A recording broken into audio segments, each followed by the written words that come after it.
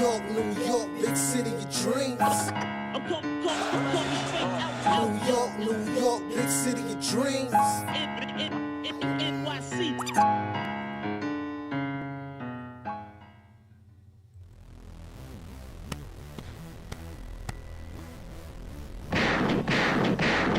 What's going on? This is Jay Ellis for the Knick of Time Show. Here, giving you that Knicks talk just in the nick of time. And it's time to celebrate a Knicks win. Not just a Knicks win, but a statement win. That's right. The mid-3 go on a 2-game mini winning streak and take out the Cavs and the Celtics back to back. So you know what I'm gonna do? I'm getting the guns out and I'm busting them in the sky. Knicks beat the Celtics 120 to 117. Julius Randle played like a man possessed by the spirit of Kobe. All right, 37 points, 9 rebounds, 2 assists for Julius Randle. My man Jalen Brunson came in with 29 points, 7 assists, and 4 rebounds. Put some respect on these guys' names. Emmanuel Quickley. Y'all wanted him traded 2 games into the preseason. Y'all wanted to move him one week into the season. He's not a point guard. He's not this. He's not that. I don't care. That man is a baller. He gives you 17 points, 5 rebounds, and assists on the night. Knicks win the points off turnover battle, 22 to 19. They get stops. They hit clutch free throws, and they beat the Celtics in Boston. I'm hyped, if you can tell. OD hyped. Put some respect on our team's name, and we're going to talk about it all, right? But before we talk about it, shout out to Fubo TV. If you want to watch the Knicks for free for 7 days on MS3, go to FuboTV.com. You don't even have to have a subscription, all right? It'll be there for 7 days, but if you decide to buy it, you get a little bit of cut. You'll help us out. You actually get to watch the Knicks and other cable channels for free, and you can end the subscription whenever you want to. So shout out to Fubo TV. Now, let me introduce you to my guys. First and foremost, it's the man, the myth, the legend, the guy with the stats and the facts. Ryan G's in the building. You know what? After the last game against the Cavs, I was like, all right, we just broke a 4-game winning streak. A 4-game losing streak. Back on the winning side, I wasn't going to wild out. But then they beat the Celtics after they beat the Cavs the other night. And you know what? Yeah, we back outside. We back outside. Back outside in this. I'm not going to curse because YouTube is really demonetizing people for cursing. All right.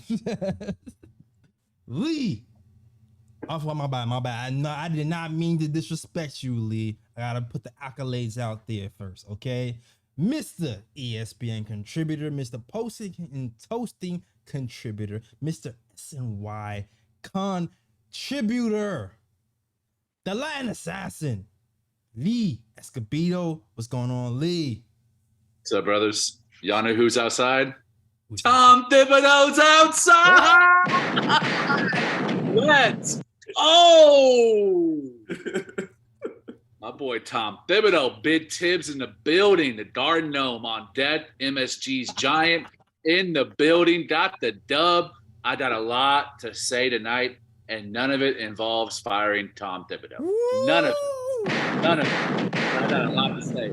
Also want to say, 2-year anniversary, RIP Bean, RIP Mamba, yes. RIP Kobe Bryant. The reason I got into basketball was in the toughest period of my entire life when I found Kobe Bryant in basketball. And I thank him for giving that to me. I'll always love Kobe Bryant, my favorite player of all time. RIP Mamba, to you and your daughter. Much love to the Bryant family. Much love. And peace to Lee. I almost thought there was a hot take coming and he was going to say we should extend Tom Thibodeau for 4 more years. Cut that off. No, cut that mic. He was going? Okay. Damn. I'm just kidding, guys. Jeez, I'm just kidding. Oh man, I'm gonna start off by saying this. I told you about how teams, when they're young and they're starting to brew, they have to learn to close. And we've been in this closing situation so many times, and it wasn't perfect, mind you. I still feel like there's certain things I want to change, but I also saw some good things as well. But one thing I want to do is I need to give Randle the utmost biggest props today, because I've often talked about how Randle is a basket case in the clutch. And you know what? He had one turnover to Grimes that might have been costly. But before that turnover, with the games on the line, he was hitting a three. He got to two tough contested middies with shot clocks going down. And he just had a sense of what the team needed. I even saw a play. I still don't remember if it's the fourth quarter or overtime, when Brunson was going to the hole and Randle was like shadowing behind him, just anticipating where the ball would go off the rim if he missed, and then got the ball and got us another possession. And I'm just like, this Randle is locked in mentally on another level that I haven't seen before. And I thought his ceiling was something, but now I'm gonna have to go to my erase board about his ceiling and then just erase everything I knew and go, just put a question mark there and go, can Randle get better from last year to next year? Did he learn something new? I don't know, man. I'm just giving ultimate props to Julius Randle for how he closed the game. And there's other reasons why I want to give him props too, because his massive first quarter that even kept us in the game when we were floundering was phenomenal.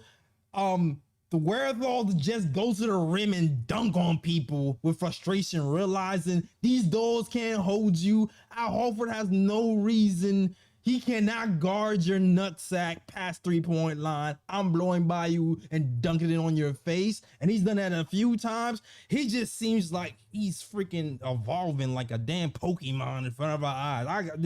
Randle, man, you got it, bro. you got it. Shout out to Julius Randle, man. Ultimate shout out. Go ahead, Lee. What y'all know about MVP candidate Julius Randle? Let's go! Hit the gunshot mark from my boy Julius. Let's go. Hey, man, I'm wearing my South Dallas Finest shirt tonight. I don't know if y'all can see that. Randle's not from South Dallas. He's from North Dallas. But a Dallas boy is a Dallas boy. That's my main man. Happy to sign that apology letter. I mean, hell, it'll come from my own stationery. Lee Thibodeau on the top. I fully apologize for disrespecting your name. From this point on, as long as you stay mental, I would not disrespect your name anymore, because you're playing like a true MVP candidate on all levels. Passing, rebounding, defense, scoring, leadership, everything, man. It's still from time to time, he goes into ISO mode, but damn it, when he has a weak defender on him or someone he knows he can cook, at this point, let him cook. Let him cook. Like, if there's anyone on this team that's going to go ISO, I prefer it to be Julius Randle more than Brunson or RJ or anybody else. It got us a win tonight. And his leadership was really what propelled us, both offensively and defensively. The effort he gave on defense, I loved it. When he's playing like that, I'm ready to buy me a jersey, bro. I'm like, can I trade my Obi and RJ for a Randle jersey? Damn, man. I got a rep here in Dallas, man. I'm really happy. It's nice to have a player from my home city that's playing really well on my favorite team. And Julius Randle's that guy right now, man. Much love. The All-Star, sure. I want that All-NBA. Get my man back on the All-NBA list. Sure. That's the one that really matters. For sure.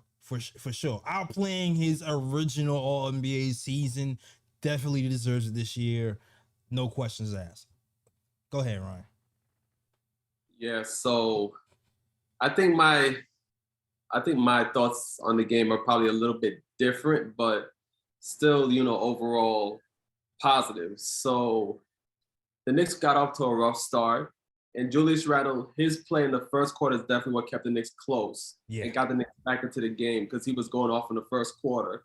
And he also went off in the third quarter as well. You know, third quarter is historically a bad quarter for the Knicks, but Julius Randle was going off in that third quarter, which helped the Knicks to, you know, get the lead and continue to push the lead. In the fourth quarter now, yes, Julius Randle was going off, but then the Knicks got stagnant towards the end of the fourth quarter, and like Celtics turned up their defense. Randle couldn't really get anything going. Brunson couldn't really get anything going. And then you saw Tatum on the other side start knocking in big shots. Mm-hmm. And then right then and there, it was like, that's when you knew, like, you see, even though we have Randle and Brunson playing good for us, the Knicks still need another star because you need that guy in the clutch that can really knock down shots. You know, the Knicks needed that towards the end of the fourth quarter when the Celtics were coming back.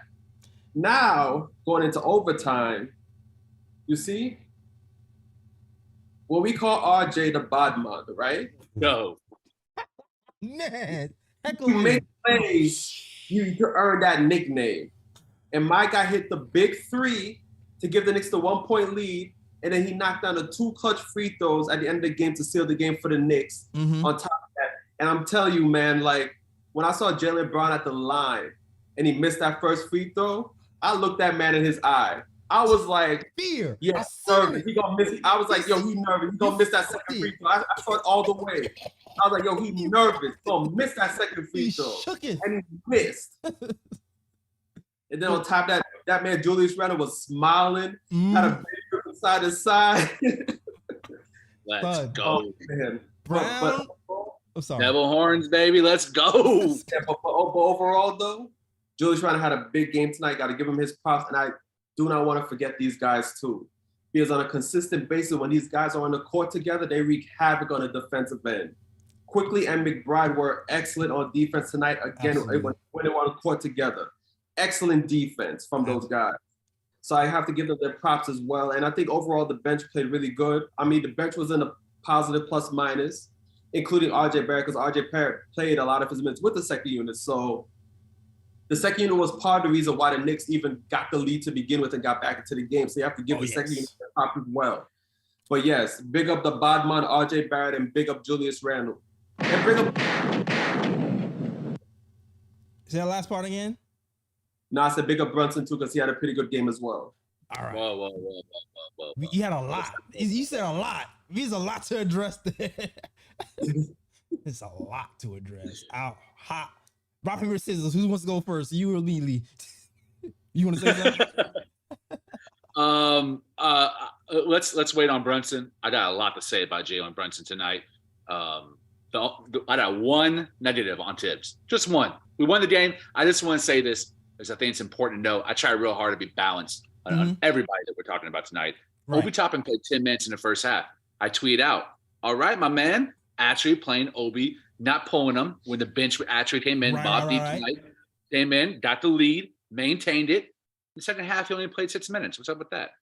Like, Obi was actually playing really well. He had good energy. The box score wasn't nothing flashy, but he had good energy out there, disrupting the flow of a game for Boston and playing good chemistry with the rest of the bench guys. That hasn't been the case since he came back from injury. I wanted to see more minutes of Toppin just to let him get the experience of a very competitive, close game. I wanted him in the midst of that, to get those reps with the guys that he was playing alongside. I wish that's the only thing I wanted to see more of. Besides that, and when he put RJ back in the fourth quarter, I was like, here we go again. But hey, man, RJ Barrett hit that clutch three.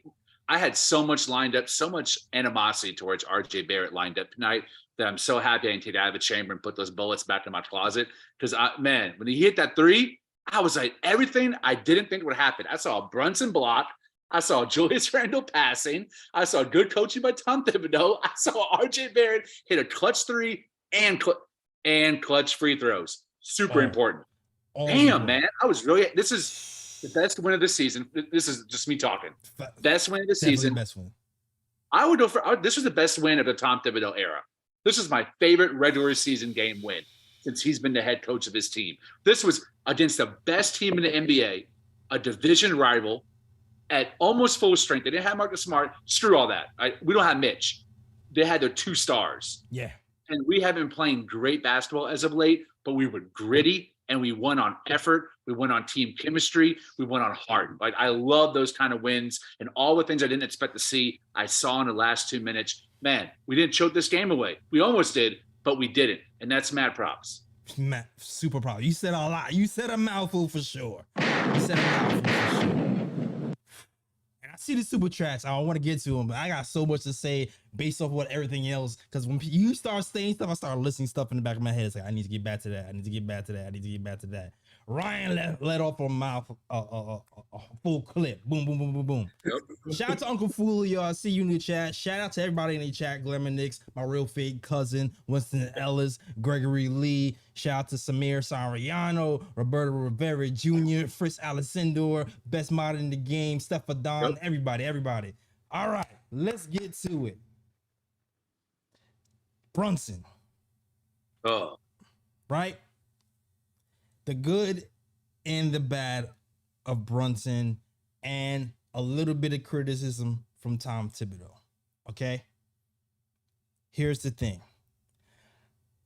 Right now, we're still a little bit over-reliant on the ISOs in the fourth quarter. Shout out to Uncle Fulio who said this in the chat. And usually what's been happening is they'll trap Brunson at the end of the game scenarios, or they'll just put a lot of length on him, take him out of his rhythm, and it disrupts the offense immensely. And it kind of happened. And what I'm seeing a lot of is we go straight to Jalen Brunson and Julius Randle, screen and roll with those two. But I kind of feel like we have other options here. When you say, you know what, we going ISO, we don't have another star. I'm sorry, I just watched IQ drop 17 and cook the Celtics for like a whole quarter by himself. Like, even though we have another option there to handle the ball, get Brunson off the ball, maybe make him a catch and shoot type of guy for a player or two, we haven't really just utilized it. You know what I mean? So I don't even think at this point, we just have to vary the offense a little bit in the last fourth quarter.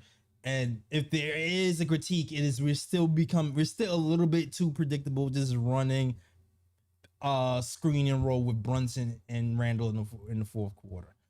Now, what I'll add to that is I did notice that Brunson seen what was happening, and he made a concerted effort 2 or 3 times to get into the paint, find Quentin Grimes, who's supposed to be, our best 3-point shooter, and have him set up for wide open 3-point shots with the game on the line. Set him up 2 or 3 times, and in overtime and in the fourth quarter, Grimes had the look, didn't knock him down. So when I see stuff like that, I'm like, all right, K, I think they're starting to learn a little bit and implement other stuff. And there goes Ryan G. All right. Bruh. Bro, we need to fix Ryan G's computer, bro. Let's have a fundraiser. We need a fundraiser. We need a GoFundMe for Ryan G's computer. Like, this is really. I'll contribute. Because listen, we have an interview trying to line up. And we don't need that happening again. The Ian part 2. We don't need that happening again. I'm just telling you, we're trying to line up an interview, and it's looking like it might be lined, and it can't happen again.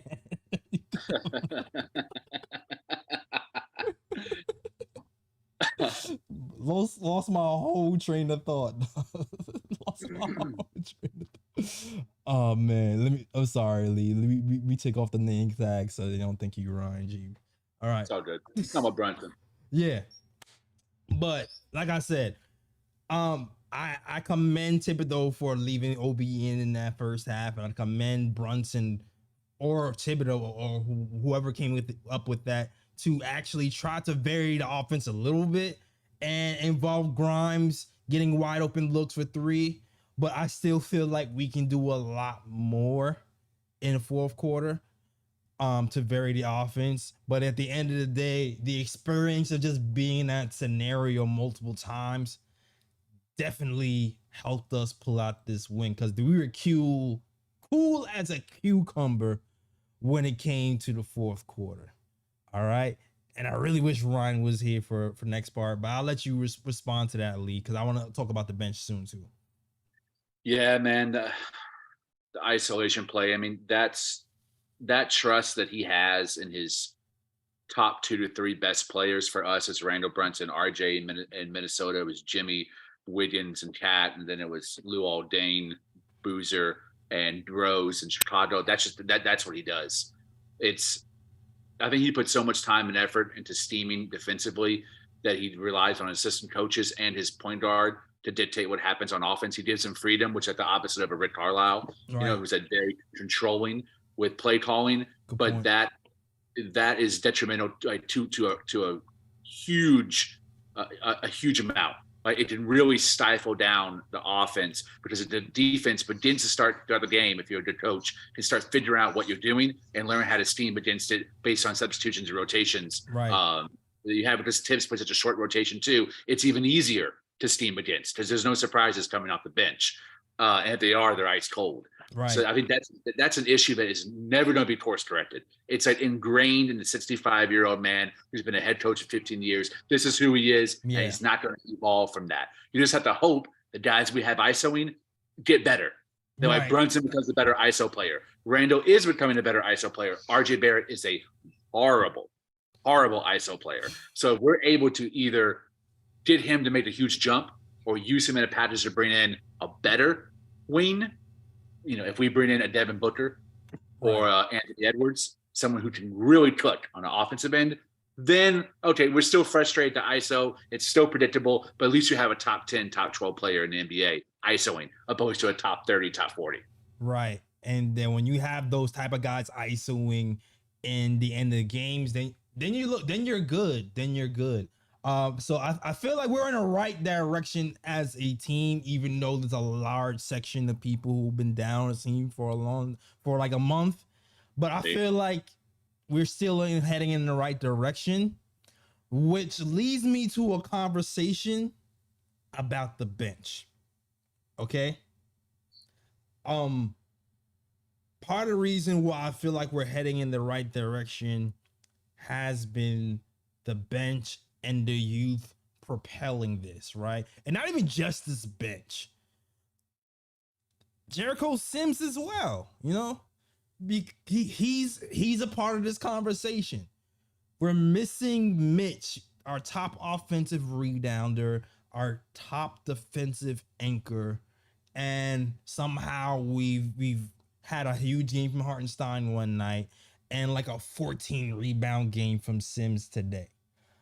And when you're looking at the trajectory of the team and who's contributing to winning, it's RJ Barrett. I keep saying it over and over again. RJ Barrett, the Knicks drafted. Mitchell Robinson, the Knicks drafted. Sims, the Knicks drafted at 58. Quickly, he was rated a D, and now everybody wants him.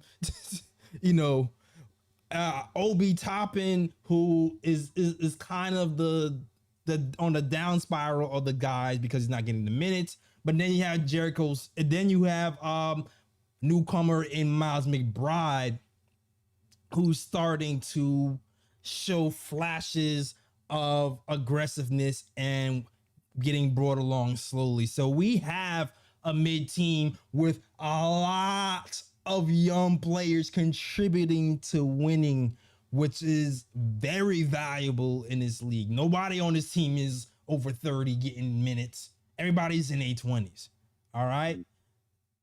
So definitely got a shout to this bench led by Emmanuel Quickley, and everybody who wanted to trade Emmanuel Quickley in preseason. I remember you. I remember all of you guys. My pops is in the chat.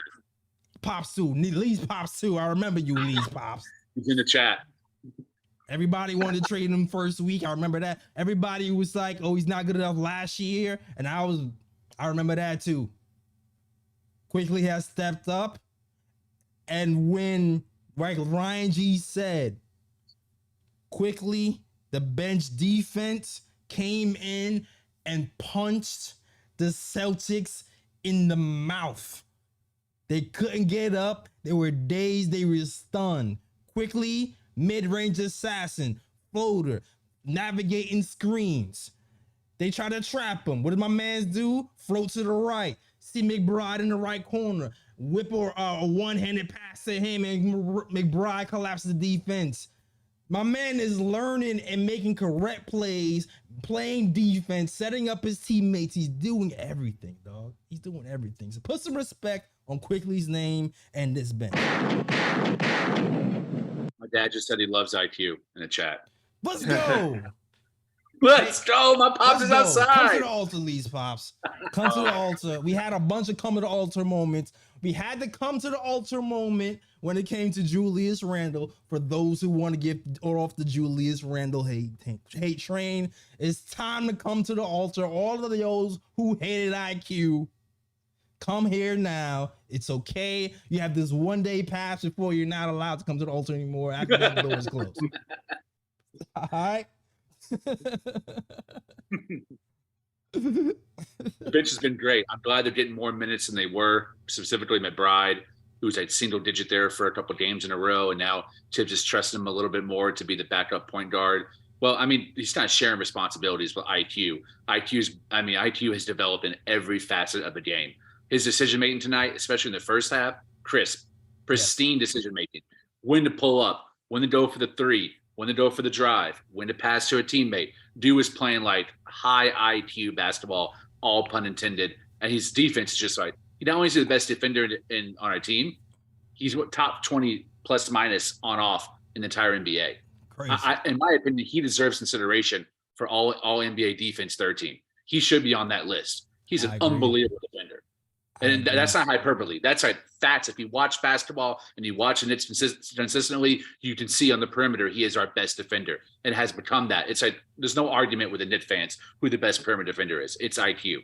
And he even guards guys he's too small to be guarding, and he still locks them up in crunch time moments. So I love him. I think once Sims is back on the bench, that kind of solidifies our mid rotation a little bit more. We'll have Mitch there in the starting lineup, and Tibbs can choose between Obi, Sims, and Hartenstein depending on the situational lineups. I think he's usually going to go with Hartenstein, but politics and MSG. But it does give us a little bit more depth there. We can play 10-man rotation when the game calls for it, but we still need one more microwave. I think at the three, a backup three for RJ, someone like the Gary Trent Jr. we've been talking about. Yeah. Or if we did OG and Grimes moves to the bench, someone to really fill like a long athletic wing off the bench that can give us between 10 and 16 points a game. Then in the playoffs, we're really cooking. I feel you. I'm still challenging you. Grimes might have something to say about IQ, but I get the sentiment with the plus minus and stuff. There's still certain things where when it's bigger guards, it's still a little bit of a problem with IQ. I have to say that. I have to be 100% honest, because when he was guarding Jalen Brown a little bit, it got a little hairy. And I'm an IQ hive. I'm IQ hive, but he's still a phenomenal defender all around. And even when he's outmatched a lot, he finds a way to kind of even the score somehow with his activity level, his basketball IQ, or positioning. So all right. I don't know if you want to say anything, Ryan, before I get to these super chats and first caller. Well, my computer was tripping as usual, so I did miss like a chunk of what y'all said. But I think y'all pretty much said it for IQ. Like, I pretty much bigged him up for his defensive play, because his defensive play was impeccable tonight, along with McBride in the backcourt. And, like you guys said on offense, he's definitely, his decision making has definitely improved. He's taking better shots. He's picking his spots better. He's not just forcing up long threes like he used to do in the past. Like, IQ has really grown, and he's definitely become one of the main pieces on this Knicks team. Yeah. Happy to have him on the team. Shout out to IQ. We got a super chat from Alexander, 420. I be feeling like you be smoking a lot. You be giving the 420 a lot of 420 super chats. I don't know. All right. He's like, I know weed is legal in New York. I know. I said, you hit 100. Everybody eating. Oh, you tied 100. My bad. Nah, you okay? All right. Okay, he hit the patois in the He's picking up the super youth. Picking up the chat. youth. Okay, I see you. And we also got another super chat from Samir Sariano. Says RJ had a tough game, but came up clutch. Brunson could have moved the ball a little bit more at the end of regulation. Love what I see from Jericho and Deuce. I'll take that.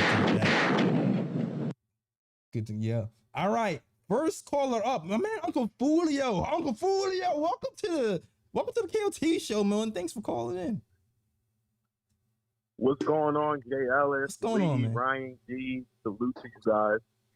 Can you guys hear me? Yeah, we got you. We hear you. Yeah. Oh, okay, yeah. Salute, man. Yeah, it's my first time calling into the show. Really appreciate what you guys do. I just want to make some comments in regards to this win. First of all, I think, a lot of people, recently have been saying, fire Tibbs is bringing a new coach here and everything like that. But I think people really underestimate the importance of culture building. This what we've seen from the Knicks tonight, even though, they won the game, but we've been seeing these types of performances throughout the entire season. Gutsy, really, really competitive with some of the best teams in the NBA. And, I tweeted this out earlier, despite some questionable decision-making from the coach or from certain players at the end of games here and there, the Knicks are in a lot of these games against some of the top teams in the NBA. So I agree. For all those who want to fire Tom Thibodeau, and because of some decision-making and things like that, I just want people to understand that what the Knicks are going through right now is the process of building a culture and getting the right atmosphere in the building. These players are playing hard for him. And, despite the tough decisions at the end of games, the questionable ones, I think that's a good foundation to have that will continue to build until we're ready to take that next step when we get that player in here, that certain star player to take us to the next level. With that being said, I think we needed, at the end of regulation, and a lot of these games where we slow it down the stretch, I think we need another ball handler out there on the floor, star wing ball handler that, we thought RJ was going to be, but he's not. He's not that type of player because, he can't, he's not that great as far as isolation is concerned. He turned into an off-the-ball player at the end of the game, hit a big shot. Good for him. But I think we need one more ball handler on the floor at the end of regulation. If there's one thing I would like to see Tibbs do, that he could have did tonight was, bring in Quickley in the substitution to help us, get another ball handler on the floor because when they double Brunson and they double Randle, bad things seem to be happening at the end of these games, the turnovers and things like that, right? Right. And I understand why Tibbs couldn't put Quickley out there because he ended the third quarter with Quickley and started the fourth with Quickley for the first, I think, 5 to 6 minutes in that fourth quarter before he pulled him, right? So you can't. There's only so much you can do with Quickley there. That's the only knock I have on Tom Thibodeau tonight. But again, I just think the Knicks are missing that one star piece, that star wing player to fit right there next to Randle. If Randle's going to play this way and you've got a point guard in Brunson, who what he's given us as far as his points, that's extra as far as I'm concerned. What he does for the majority of the game is sufficient enough to get us to the next level. If we have one star player to plug in there at that wing spot, I think that's going to take the team to the next level. So I'm just really excited about the team. I'm excited about how, for the progress that we're making so far as far as building the culture. And I think the best is yet to come. Knicks fans need to just, take it easy and let the Knicks go through these growing pains right now. I think that's going to pay dividends in the future. Absolutely. Good call, Julio. We're going to discuss everything you just said. It sounds like you listen to the show because you're saying a lot of stuff that we said. No, Jay Ellis, I just wanted to call and I wanted to ask you if you still think that Jalen Brunson is a better isolation player than Julius Randle. We went toe-to-toe on that on my show on the controversy. Mm-hmm. And I just want to know if you feel the same way about that. Well, I'll say this. I'll start off with that. If you're looking at Jalen Brunson's career, how he took down the dude who left Utah and joined the Cavs by himself. I saw that game. Did you see that game? You saw that game live? I saw the game on. Yeah, he took down Donovan Mitchell, so I count that as a pretty big stage, clutch buckets. And I'll even say people have short memories. You know what I mean? People have really short memories. Julius Randle, he had clutch moments a few years ago when it was COVID Randle. He wasn't good last season. And this season, he hasn't been clutch this season, with the exception of maybe There was a game where he hit 6 clutch free throws. The game today, he was very clutch. And then I guess the Cavs game as well, he showed some glimpses. So those games, I would say, you know, we've seen some clutch Randle. But when you're looking at, you know, Jalen Brunson has showed up more clutch in these last few months in the Knicks uniform. The only thing that Jalen Brunson has really been missing is the clutch go-ahead basket. So I understand you hype because Randle did well today, but Randle has to do it a few more times for me to say he's taking the trophy away from Jalen Brunson. Well, Jay Ellis. Well, the question was about isolation, not clutch. If it's about clutch, and I think Jalen Brunson, even though he didn't have a good end of the game tonight, I think Jalen Brunson is a better clutch player. The question was about isolation, and that was the argument that we were having. Isolation. Jalen Brunson has been a Julius. Oh, sorry. Go ahead. No, I just want to say one last thing before I let you guys go. I just want to say that as regards to isolation, Julius Randle's isolation numbers over the past 3 seasons, or since he's been here, the past 4 seasons, are really good. You know what I mean?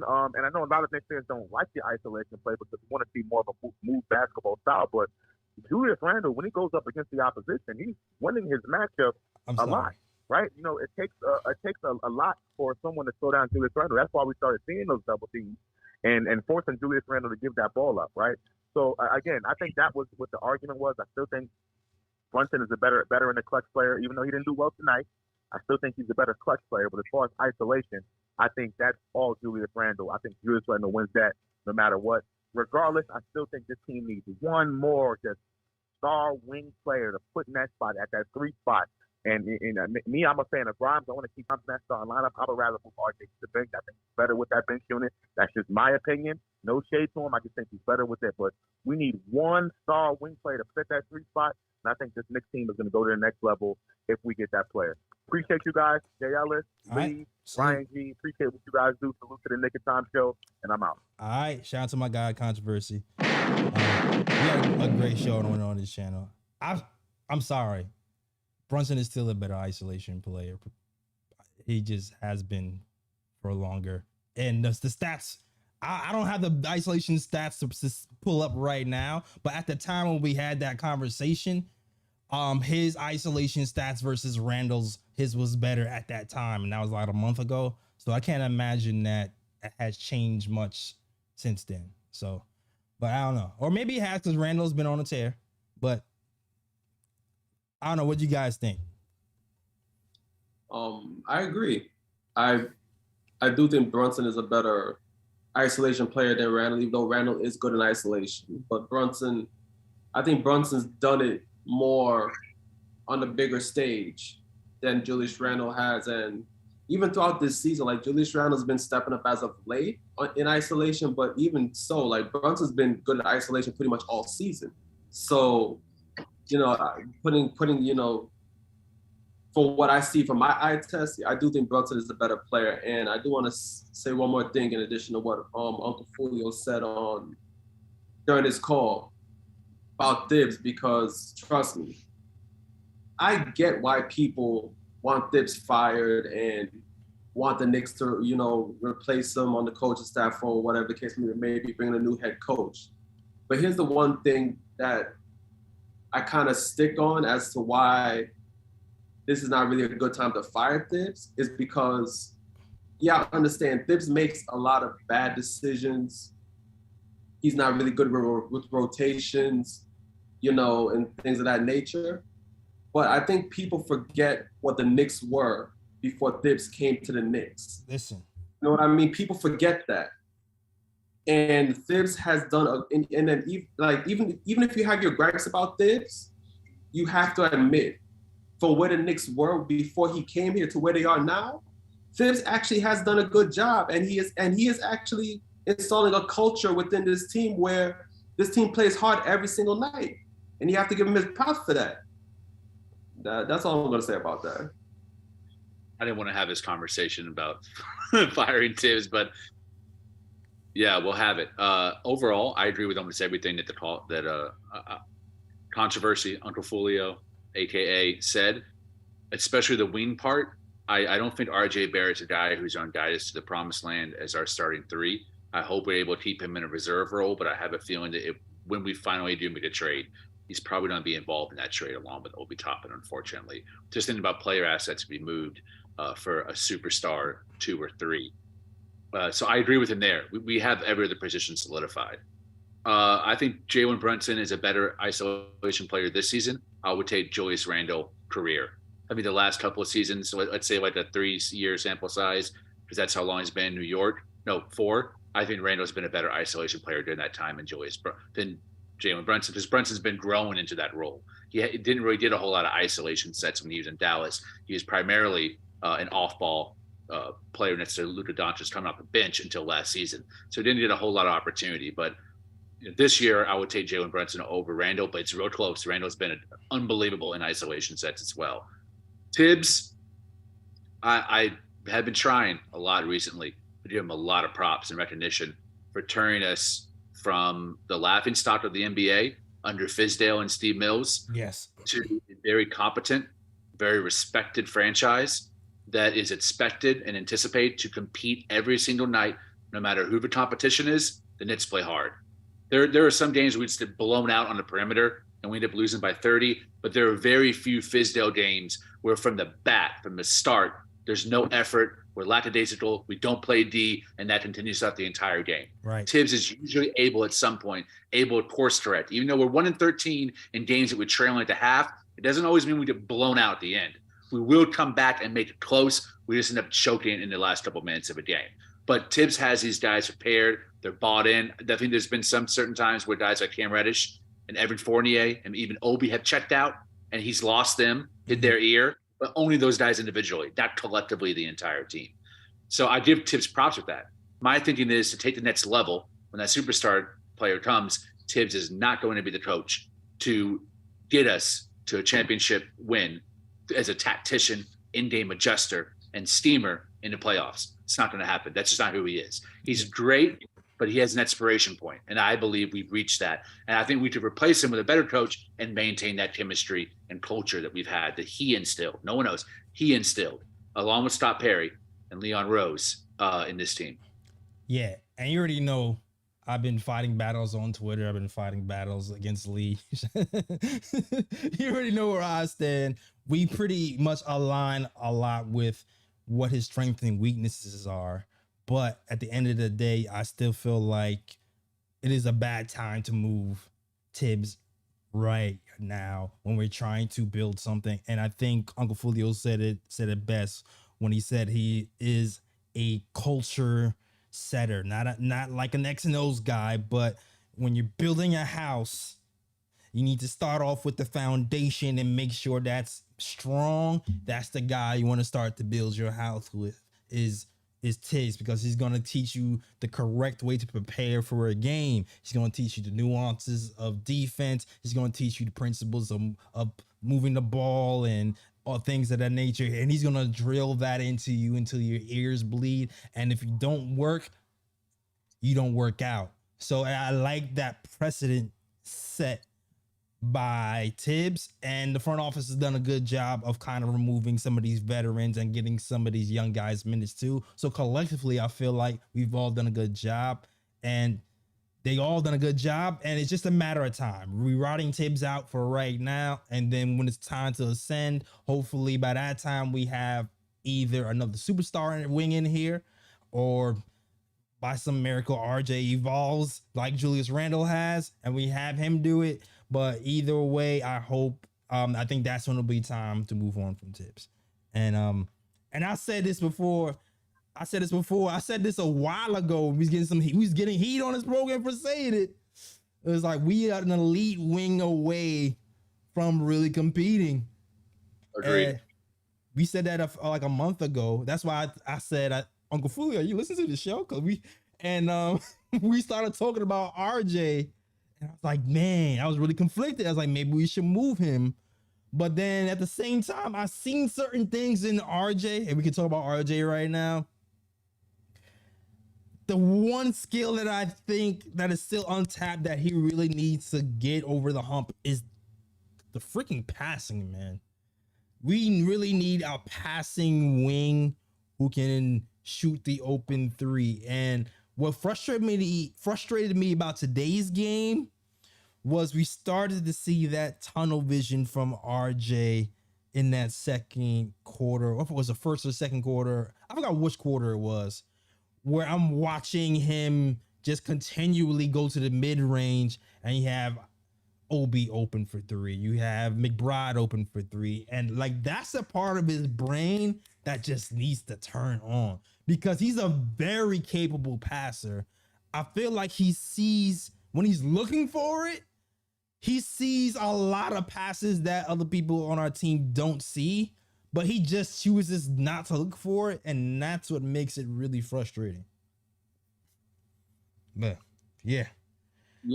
I mean, you're right on point with that. You know, RJ, he does need to get to a point where he's more consistent with driving into the paint and kicking it out to open shooters.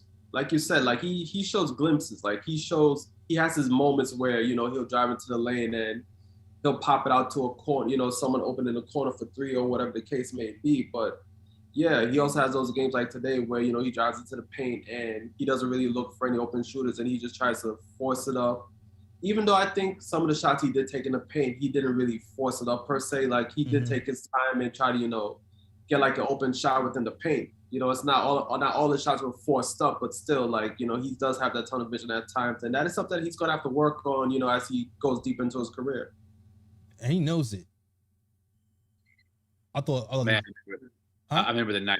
I remember the night that RJ Barrett was drafted. I was with my pops in an empty bar, and it was just us two watching the NBA draft, and we were like crying on each other's shoulders into our beers when he just like said, "I'm a Knick."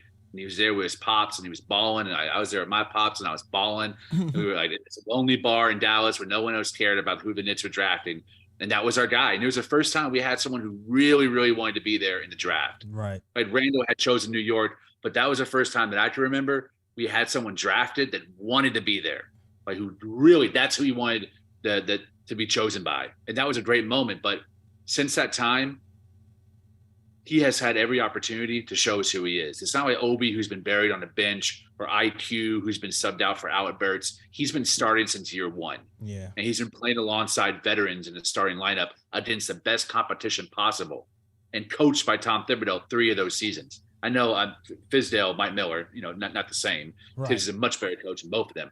But he's had every opportunity to have schemes run for him, to have the ball in his hands, to be on ball, to play with the best 4 other players on the team.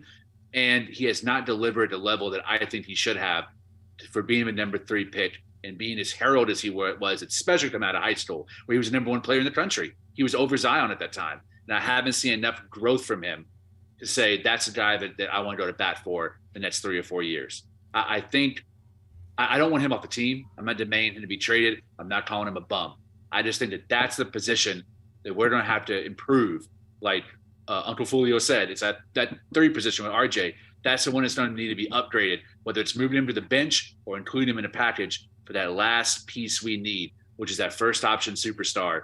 Because it's not RJ Barrett. I don't think he's ever going to be that guy, but he showed up tonight when we need him the most. He owned the Celtics. I mean, that shot with that 3 was unbelievable. Yeah. And that 3 was one of his that's one of his best spots on the court. And he actually leads the NBA in percentages in that left corner 3 spot. That he's the most effective of any player in NBA in that spot. So he knew where he needed to be. He got there, which means he had the off-ball understanding to move and get in his space and to come off that pick, that curl, and get in that corner, catch the ball, and shoot with confidence. Man, more power to the kid. I love the kid, but I have to be honest with my assessment of him.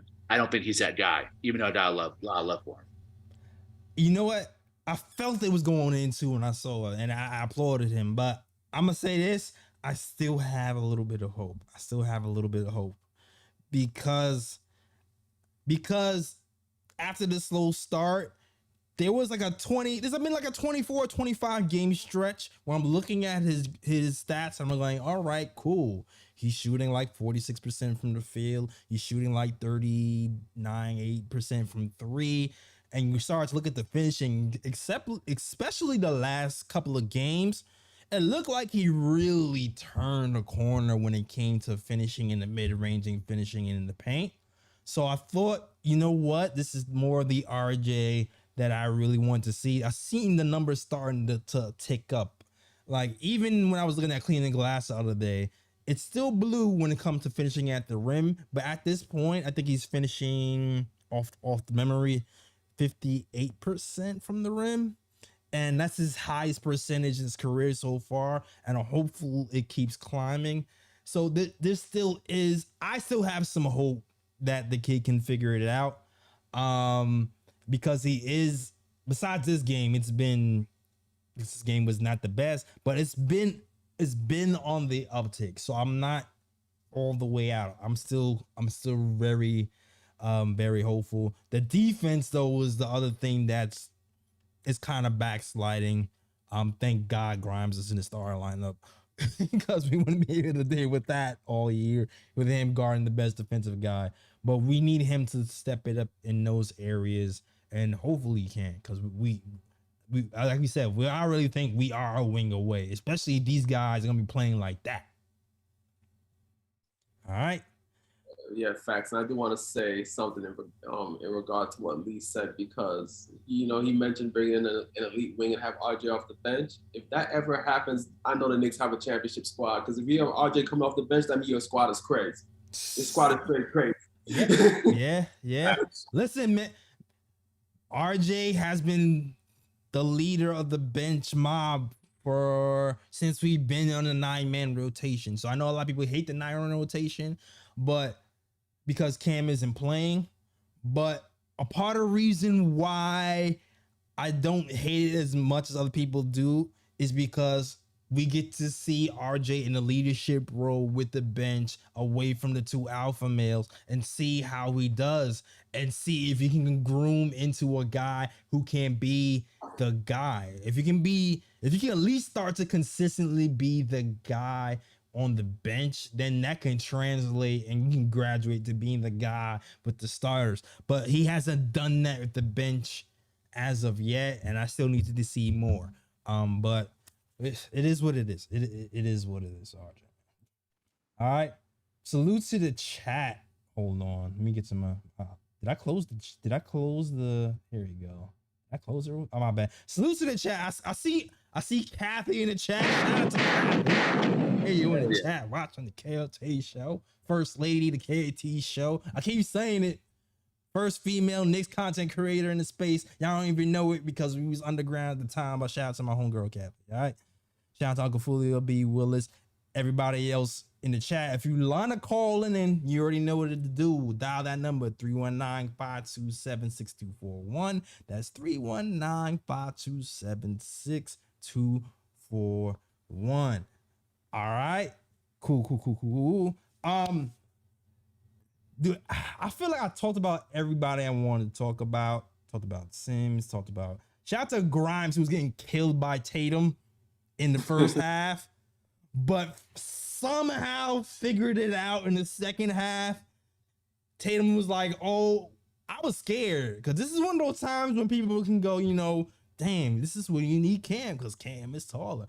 Grimes figured it out. In the overtime and defense, he shut Tatum down at the rim a few times. So you gotta give his props to Grimes. I just need you to hit those clutch threes when Brunson's gonna give you the ball, because we need to encourage Brunson to pass the ball for a quarter. But defensively, you know, Grimes did his thing. All right. I want to talk about Jalen Brunson a little bit more. I didn't get a chance to unload what I wanted to say earlier, but I think it's fair that I've been a huge Jalen Brunson fan. I wanted him from the get when we were thinking about signing him. I was very happy when we did. Been on record saying he's the best signing since Allen Houston. I stand by that. I think there's a chance he could surpass Allen Houston as the best signing of the last 20, 25 years. Yeah. I think Jalen Brunson still has a ceiling to meet. And what that is in regards to the most is making his teammates better, which at this point he does not do. There's not a single player on this team that I think he makes better, that he elevates, but himself. He has a tendency, and it's a bad one, and this is also on Tom Thibodeau, because if anyone's going to pull him aside and have a conversation, it's Tom Thibodeau, a guy he's known since he was 8 years old. So the responsibility is on both of them. Jalen Brunson's a grown-ass man. He watches tape too. He's a gym rat. He should know that he needs to get his teammates better involved on the offensive side, actually set up offensive sets that looked for Grimes, that looked for Mitch in the pick and roll, that looked for Mitch in the lob, that try to find RJ Barrett to get him going. He has a great two-man game with Julius Randle, but any two-man game between those two turns into an isolation eventually. Jalen Brunson has been an unbelievable bucket, but he's been a bucket far too often than he has an assist man. And I need to see our guy be a point guard, not be a shooting guard in the point guard's body. And I think once he learns that, to be able to balance that line between finding his shot and getting guys going, we're going to hit another level. We're going to be a different team with a higher ceiling. And I hope he does it this season, especially before the playoffs start. Because if he does, we could be a really dangerous team no matter where we're seated. And I would love for us to have home court advantage on the back of Jalen Brunson, getting guys like Grimes and Obi and Mitch and Hartenstein more involved on the offensive side of the ball. The dude is just like way too often goes into the same traps as Julius Randle and just ISOs and dribbles the hell out of the ball. I just pound, terrible shot clock violation, pound, turnover, pound. It's like, dude, set up and try to find guys that are open because they're in those same spots every single time down court. The first place they get to is the most comfortable spot on the floor. Find them, get some easy going, let them get some rhythm, and then find your shot once guys have a little bit of momentum behind their offensive game. But he doesn't do that. And that's between him and the coach to set him right. And that's where my worry comes, because Julius Randle's doing the same thing 3 years with Tibbs. He's still reverting to ISO, and Tibbs is letting him. So I'm worried that Jalen Brunson's not going to learn that regard. And if Tibbs don't tell him, who is?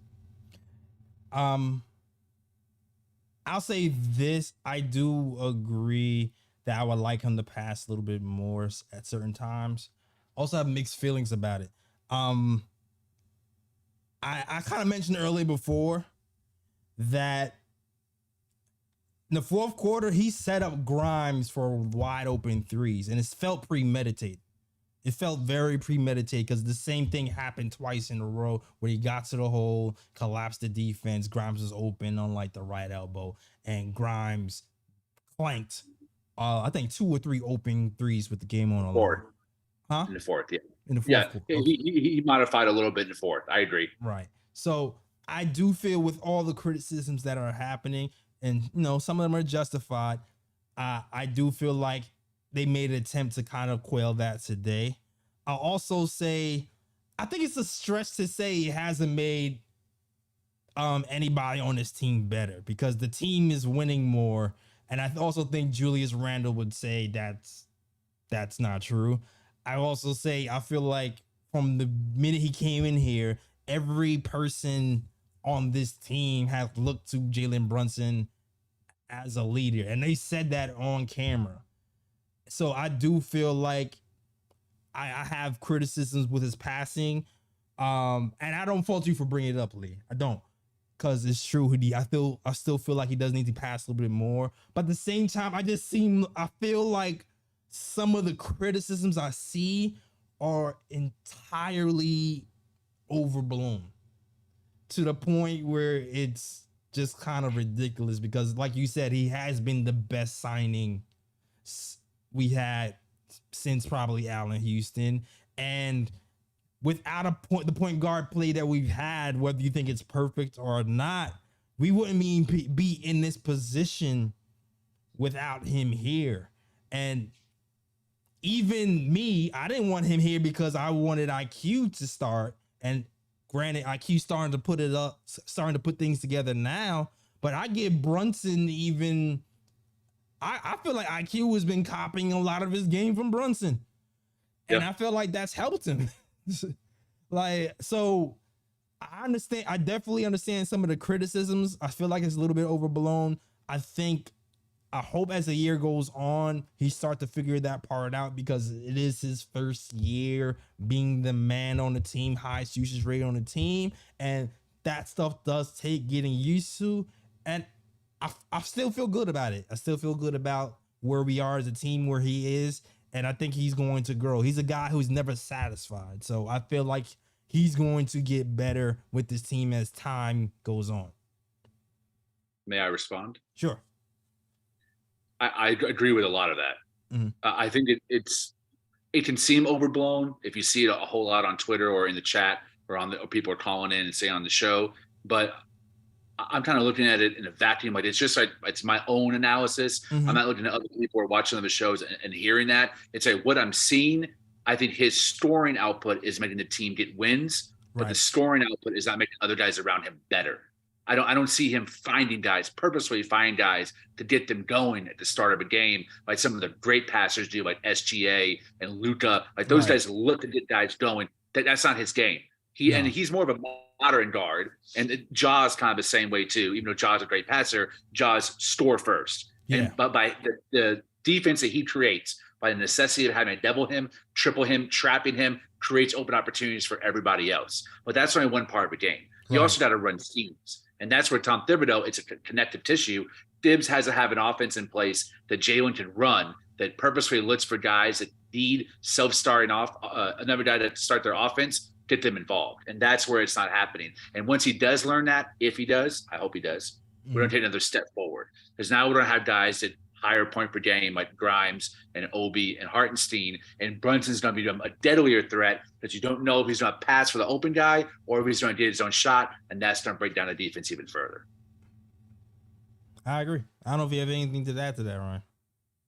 Yeah, I thought y'all was gonna go back and forth, back and forth, back and forth. But yeah, I think the only thing I gotta add to that is I think I agree with both of y'all in different aspects. Like, I do think at times Brunson does over dribble, and he does sometimes over dribble himself into double teams or over dribbles himself into, issues on the court where, he tries to he might try to bail himself out, pass the ball, to somebody open for three or whatever the case may be. And, sometimes, you don't really want that to be the path you want to take to, getting other players involved. Like, say for example, like some of the best players in the game, like for example, Luka and players like that. Like sometimes those type of players, what they'll do is like to start a game. They'll look for their teammates to get their teammates going before they actually, start, scoring on their own and getting their buckets. And Jalen Brunson, I think, does need to grow from that aspect as well. I would like it if because I know that he's a score first point guard, and when you can get your teammates involved from early, I think that helps the game overall. As when it gets later into the game, because now you have more players in a rhythm, so that when he gets into those isolation sets, and now when he's drawing those double teams and he kicks it out to 3-point shooters like Grimes, etc., they already have that rhythm because he was finding them early in the game and help them to gain their rhythm from early, which I think would help them to knock down some of those big shots when he finds them late in games. But overall, he might ISO too much, but at the same time, he's highly effective when he ISOs. He's really and that's good, what makes him get away with it. You know what I mean? Because he's highly effective at it. So it's one of those things where it's like, would I like him to pass the ball more? Of course I do. But at the same time, it's like I kind of give him a little bit of slack just because he's highly effective as an ISO player. Yeah, like he was cooking Robert Williams. It was some I don't know why his in and out seemed more deadly than anybody else's in and outs. My God. It was him who gave someone the in and out burger and had him go the other way, right? Yeah. Oh my God. That in and out burger was nasty. That in and out is probably made the nastiest in and out in the NBA. Yo, that dude is stop start in out game is ridiculous. Shout out to Jalen Brunson, man. Oh man. All right. Salute to the chat, yo. Salute to everybody rocking. If you like the show so far, hit the like and subscribe button. I'm going to touch on very light news, and then we're gonna wrap it up. So interesting tidbit, that I've seen recently, because you already know the Knicks trade rumors are swirling, and we talked heavily about trade rumors this whole week. But this rumor is very small, and one thing I saw was the Knicks aren't really, keen on moving Emmanuel Quickley at this point, even though they were at the beginning of the season, which, makes sense because he's balling right now. But the other thing I'm starting to see is there's a little McBride hive starting to grow around the league a little bit, where certain teams are starting to inquire about McBride. and they've asked the Knicks about his availability. And as of now, the Knicks aren't interested in moving McBride or Emmanuel Quickley at this point. But they are looking to bolster the bench. So when you're looking around, okay, all right, cool. They're looking to bolster the bench, but they're not willing to move McBride and they're not willing to move Emmanuel Quickley. Like, who does that really leave? So it's like you're looking at, you're looking at Derrick Rose, who hasn't played. So, like, who's going to really want him? Cam Reddish. We saw that the Knicks were looking at the Bucks to get Grayson Allen here through Cam Reddish. And while we were talking about that, in my mind, it seemed kind of far-fetched that we would just give up Cam and Derrick Rose and get an actual rotational piece back. Like, I feel like we have to give up more. Maybe if Knicks do that and actually get a rotational piece back, I'll be shocked, to be honest with you. And yeah, and then I don't know who else. Like, maybe it kind of had me thinking weirdly that if the thing doesn't happen with the Bucks, I'm looking at this OG thing and I'm going, is Obi going to go? Like, I'm starting to feel like this OG thing, and this is me personally, I'm starting to feel like this OG Anunoby thing could actually happen. 100% agree. I do too. And I know Lee mentioned moving Obi, but I didn't think Obi would be moved by deadline.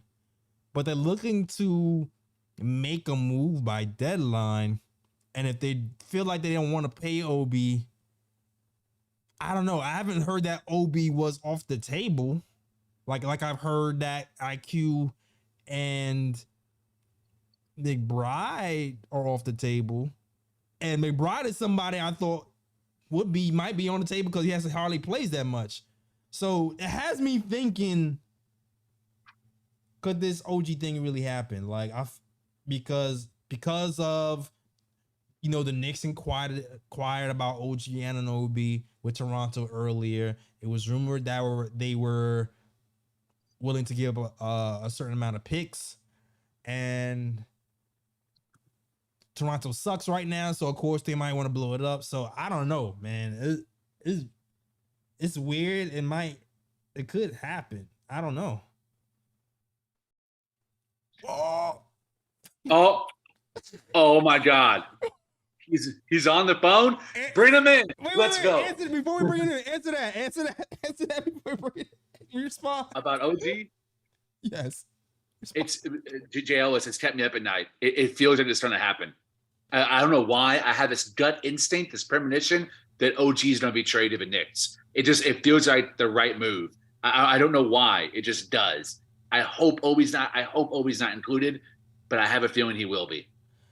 It's because I believe everything Ian says. That's why. So when Ian said the Knicks looked into OG and were willing to give up stuff, and then I look and Toronto still sucks and are most likely to make a move, I don't know. That's where my mind is going. We'll see what happens. And I don't know. As for me, I haven't seen Leon pull the trigger on a big move yet. So for me, I gotta see it to believe it. Understood. I understand too. The only thing that makes me think that he might be more motivated is because he doesn't want. I don't think the Knicks are going to want to pay everybody, and now that Emmanuel Quickley is kind of showing out, and it's his time to get paid, and then they probably look into the future thinking about Grimes the following year. Like, I feel like they might have to make financial decisions, which is why they're even thinking to move Cam right now, because I think they have to also, like, whether one RJ injury away, knock on wood, it doesn't happen. RJ goes down, they have no length on the perimeter. Like, they're in trouble. They have a lot of difficulty guarding big wings if RJ gets injured. So OG gives them insurance, not just for defense, but a future trade as well. Like, now they have between Grimes, RJ, and OG and Quickley to decide which two or which one do you package along with a bid to go after a big star. Exactly. So it just makes a lot of sense to me.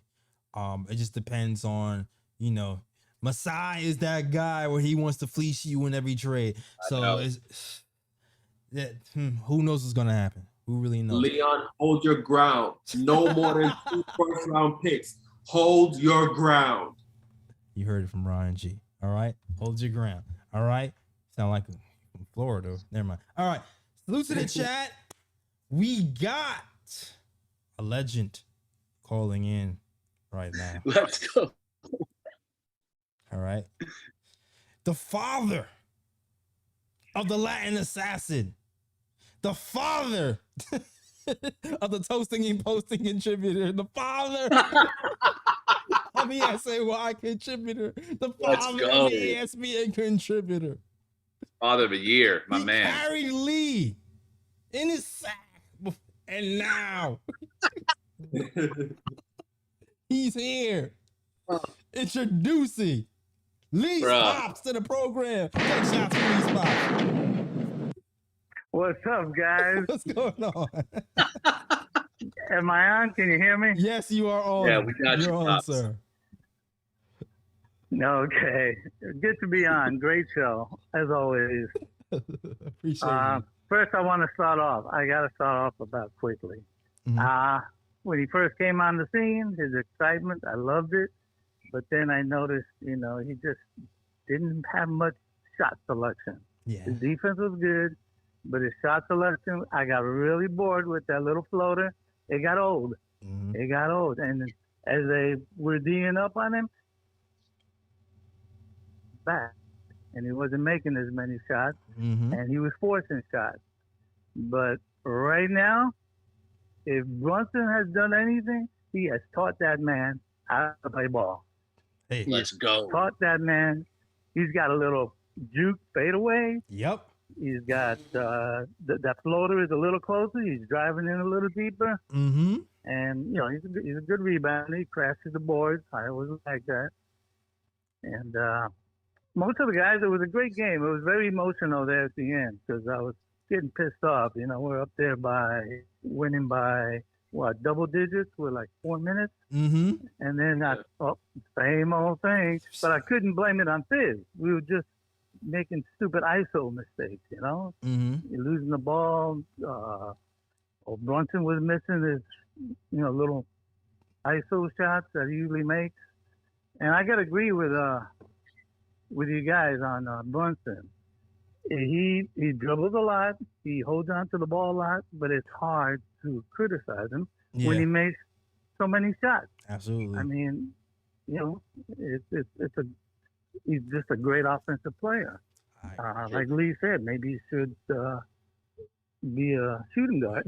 let's get Quickley in there or something. But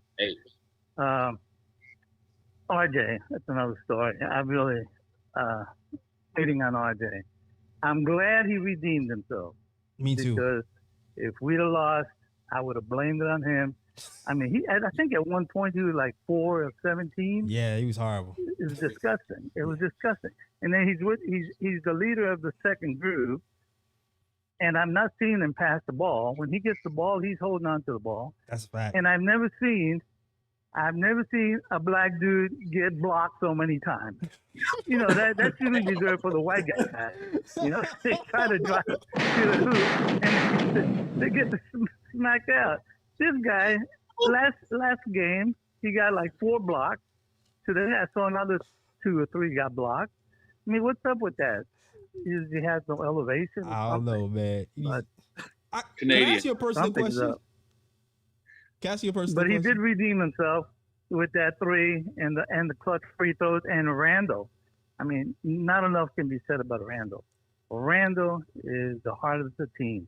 Yes. I mean, this guy has to play every day in all aspects of the game. Defense, and rebounding, and offense. I mean, he's great. This guy was knocking down threes. He's driving through the hoop, those posterizing people. Absolutely. It was great. Can I ask you a personal question? That's all I can say. Hold on. Yeah. I need to ask you a personal question. I need to ask you an inside family question. Okay. Because we got you here. This is the first pops we had of a panel member on the show. All right. since Lee has been here, right? One thing has been very clear. Lee loves to debate. All right? Loves it. Wakes up to debate, goes to sleep, debate. Goes to the bathroom, pretty sure is debating in the bathroom. This man's debating. He's the great debater. He's a master. Never mind. Lee loves to debate, right? Do you and Lee get into it when talking basketball at home? After that, we end the call after that. Oh my God. Do we get into it at home on basketball? Is that what you're asking? Yes. Okay, I got a little kind of bad reception, but not too much. Not on basketball, especially not so much on the Knicks. Okay. We seem to agree a lot on the Knicks. Got you. On other teams, yeah, like during the playoffs, like I think a couple of years I was thinking that Phoenix was the team to beat, and he called the Bucks, and the Bucks won it all. I thought, okay, he was right. And when it comes to other teams, when it comes to the Knicks, we're pretty aligned. Union. Got you. Agreed. On feelings. Got it. Even on Tibbs, if I called in every game, you'd be hearing the same thing. Fire Tibbs. Fire Tibbs. But, that's where he gets it from. That's where, okay. Something I want to say about RJ. I think if RJ has some him on the team, he could learn from him, just like Quickley has. Quickley, his game has gotten better because of Brunson. RJ is stagnant. I haven't seen any improvement. If anything, I think he's might have taken a step back. But if we had a great player at that three position, he would probably learn a lot, become a better player. If he has it in him. If not, then he's just a bust. Right. That's all. Heard you. Well, thanks for calling in. I appreciate you, man. I appreciate you guys. All right. Take care. Pop. Take care. That was classic. Laugh at the end. That was classic, man. I think RJ has gotten a little better. I still feel like he is taking certain things from Brunson's game. It's just IQ just took to it way faster.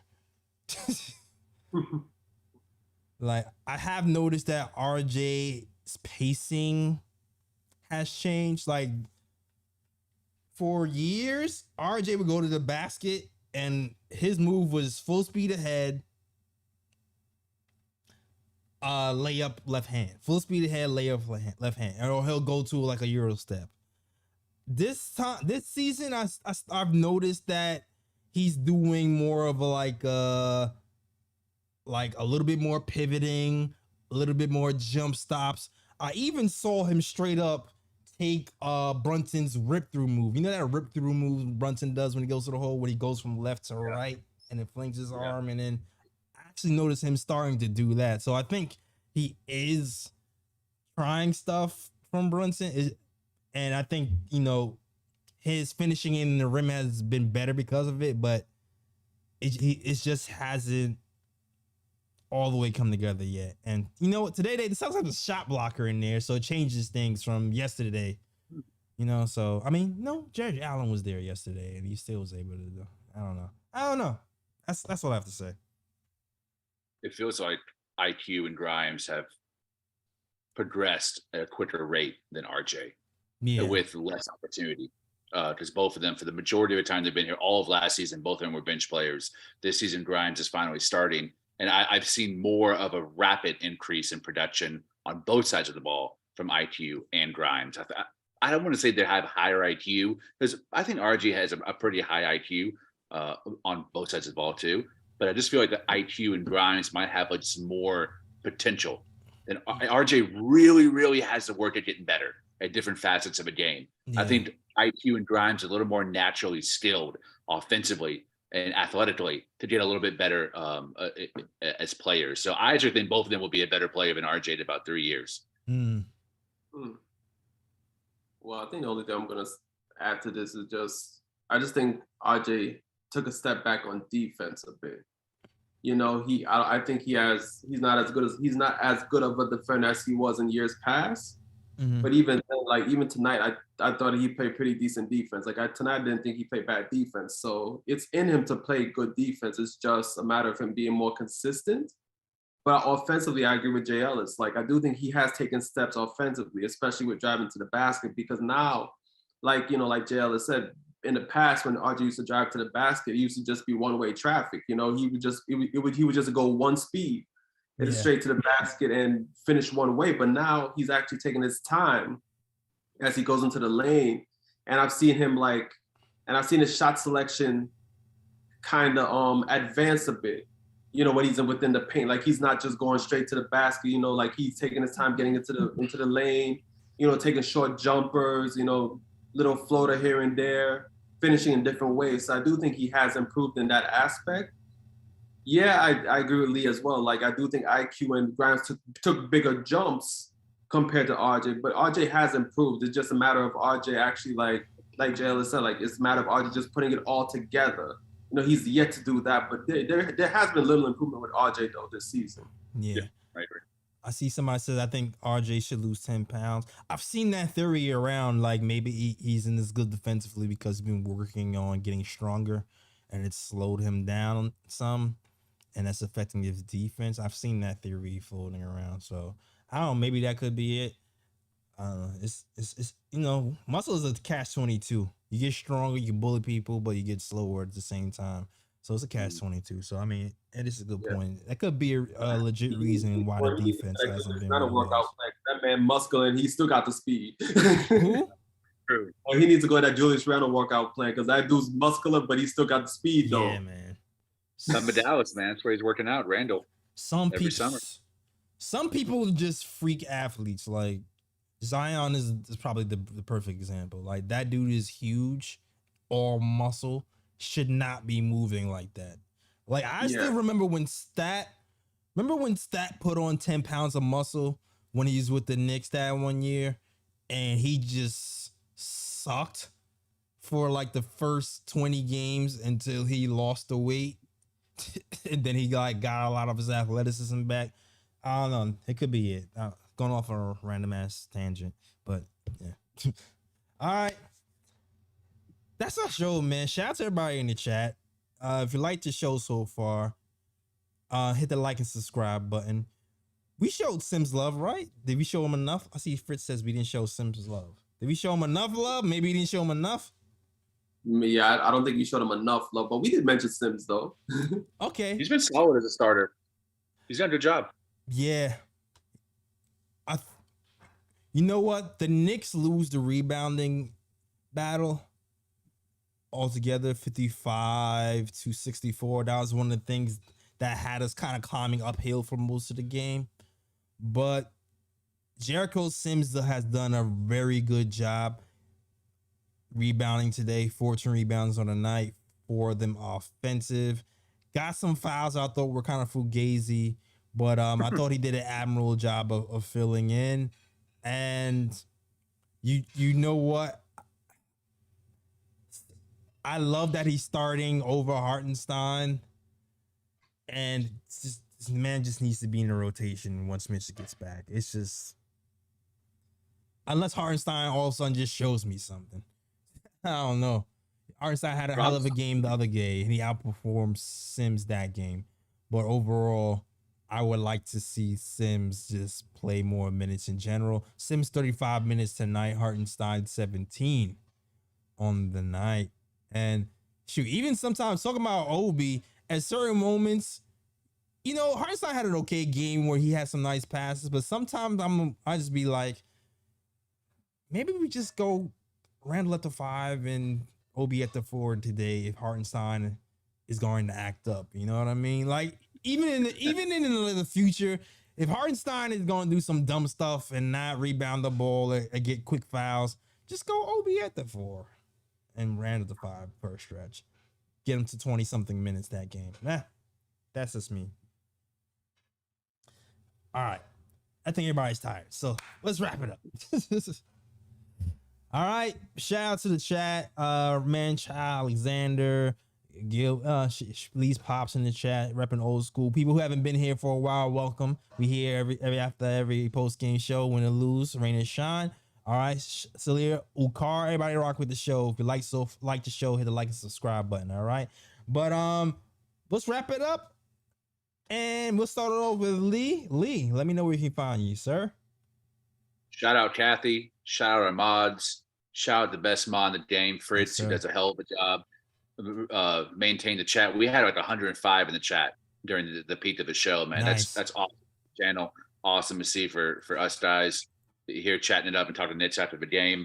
Shout out to my pops for raising me a Knicks fan, introducing me to the game and the orange and blue. So happy to be here with my guys. Shout out Ryan, smartest Knicks fan I know.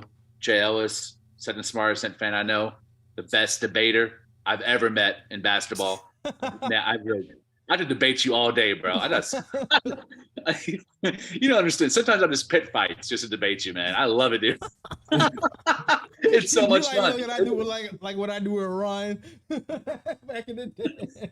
It's just so Ryan doesn't have the personality to engage and debate. You do. Like you got buttons I can push, and you know how to push my buttons. I just love going after you, bro. It's so much fun. It's at Christmas every day when I'm with you on Twitter, man. It's smart as hell, man. It's awesome. Hey, I love this team. I love talking about Knicks after a game. And you know what? My number one shout out today, Tom Thibodeau, bro. Thank you for not turning the game away. You got my respect and my love tonight. Find me on Twitter. What? That's how I was saying. All right. I was. Oh yeah. Find me on Twitter @_ Lee Escobedo, LEEESCOBEDO. You'll probably see the notifications going off tomorrow. Ryan and me and JL is getting into it, but for now, we're all friends and homies. Hey, don't sleep on Ryan. Ryan got some fire. I'm waiting to debate Ryan. You was here when you heard him say "shut up." All right, you was here. Ryan had some fire. People don't know Ryan like I know Ryan. I just never disagree with Ryan. It's hard to debate. Yeah. Me and Ryan just never disagree. Yeah. Disagree with Ryan one good time because old KOT episodes, me and Ryan got into it a few times. We definitely did. Let's go. And shout out to Kathy using the chat. She would usually be the one instigating between me and Ryan. but Ryan, let them know where they can find you, sir. Well, first and foremost, I'll say this. I'm glad y'all will be debating tomorrow morning because I'll be at work reading the responses on my phone. It keep me entertained as I'm working. So I'm glad for that. So you can find me on Instagram at Sir G is chilling. Sir G is chilling. That's SIRG is CHILLIN. You can also find me at Sir G's Corner. You can also find me on Twitter at RyanGKOT. And I think one of the biggest reasons why I'm so hyped about this Knicks win is because whenever the Knicks win on TNT, that forces Shaq and Chuck to actually talk positively about the game. I can't believe I went the whole show and didn't mention the TNT stuff. I dropped the ball. I can have a whole nother show talking about how Shaq doesn't even know that Julius Randolph. I mean, yeah. Like Julius, bro, pick for today, bruh. Oh yeah, I forgot. Whose man's is this? Man? Yo, but yeah, Shaq, whose man's is this? But also, I got a RJ Barrett deserve a whose man's is this as well because my man threw up a layup. Robert Wills was in the paint. My man RJ got scared. Oh my and threw a layup. And my man, the layup went over the damn backboard. Bruh. RJ definitely deserve a who man's is this for that. He redeemed himself. On national television. But that was definitely a whose man's is this moment though. National television, RJ did that, yo. I'm glad you hit that three, bro. I'm really glad you hit that three because it was looking bad for you. It was looking real bad. Huh? You're right. Man. I also want to give a brother Reggie Miller. You know what? Reggie Miller's been giving us he gave us a lot of compliments. I'm not gonna lie. He gave us a lot of compliments most of the night. He's bigging up the second unit, Miles McBride, and those guys. But there was a portion of it was the portion when they listed all the All-Stars. And they go, oh wow, the Knicks should really have 2 All-Stars in today. They have Julius Randle, they have Jalen Brunson. Who on this list would you take out? I don't know. This is a tough one. And I'm looking at the list, and I'm like, there's not that tough. All right. If you're talking about guards he would take off for Brunson, I'm looking at Trae Young. All right, who's having a career low bad season. And I'm looking at Halliburton, whose team is not even in the playoff spot right now, and the Knicks are in 6. Bruh. Like, come on, son. Play the soundbite. Play the soundbite. Soundbite queued up for this, man. I keep saying this. Brunson over Hallie, man. Brunson over Hallie every day. Word to Wally, Brunson over Hallie. All right. Ending the show now. That's it. All right. All right. That's our show. I'm going to let you know where to go after this. All right. Follow us on Twitter at the KOT Show on Twitter, the Knick of Time Show on Instagram, the Knick of Time Show on Facebook as well. All right. Also, follow us on SoundCloud, iTunes, Google Play, Stitcher, everywhere you listen to the podcast. KOT Show is there. So go there. Get those snapbacks, black and white, blue and orange at the knickoftimeshow.com/catalog. That is the knickoftimeshow.com/catalog. All you gotta do is go to knickoftimeshow.com, hit catalog. It's a button at the top, and all the merch pops up. So definitely support that way as well. All right. That is our show. Shout out to Fubu TV as well. Affiliate link in the description. All right. As always, you already know the drill. Shout out the Worldwide West. Everywhere we go, we leave a worldwide mess. Mess out here in these Knicks YouTube streets and in Boston right now. They're in shambles, losing in overtime to the Knicks. Come on now. That's our show. We out this month. Peace. York, New York, big city of dreams. New York, big city of dreams.